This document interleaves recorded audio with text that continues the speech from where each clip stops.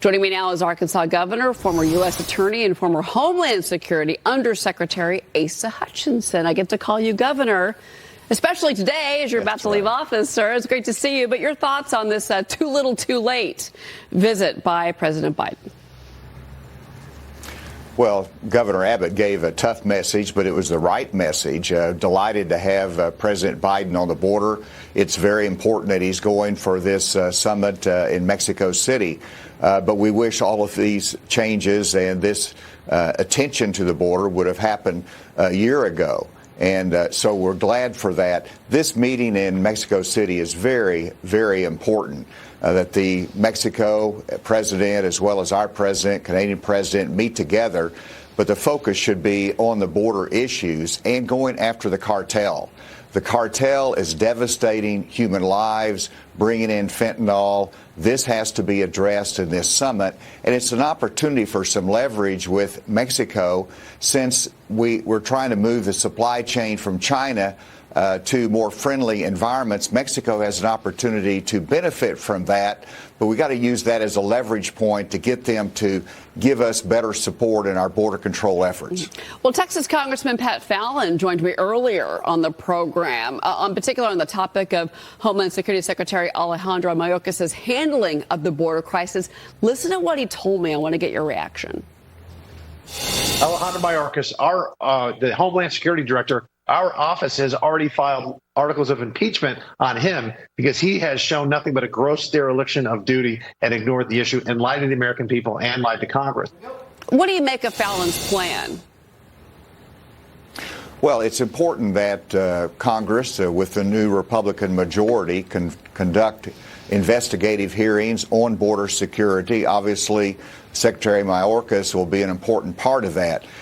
Secretary Mayorkas is reflecting the failed policies of the Biden administration. And so he's carrying out what has not been done well, that's been failed policy, and they've been too late in trying to change those. And so obviously those hearings are important. I'll just leave it at that.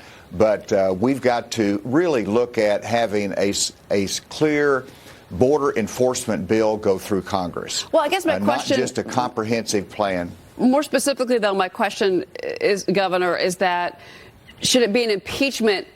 Should we have impeachment hearings on Mayorkas?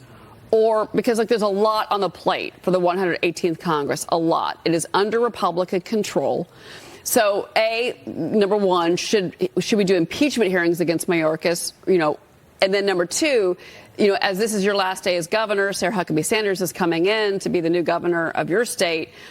You're a big voice in the Republican Party. And I want to hear what you think the Republican Party should be. What should the Republican Party do? What should the focus be for the Republican Party now that they have a chance to make a difference, Governor? Well, let me be very clear in answer to your question that impeachment proceedings should not be based upon policy. It should be based upon wrongdoing. And so whenever there's failed policy, let's investigate and have hearings on that and trying to change that policy. That, to me, should be the approach of the Republican Congress. In terms of my successor, I'm very excited tomorrow, after 8 years as governor. Sarah Huckabee Sanders will be sworn in as the first female governor of Arkansas.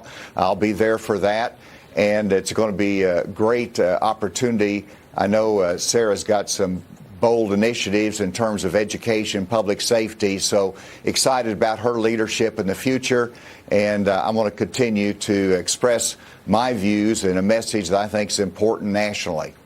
Well, Governor, that's my next question. I can't see you just, going to go play a few rounds of golf and not do. I mean, you again you've been a very active and a very powerful voice for Republicans. What are your plans? What is next for you?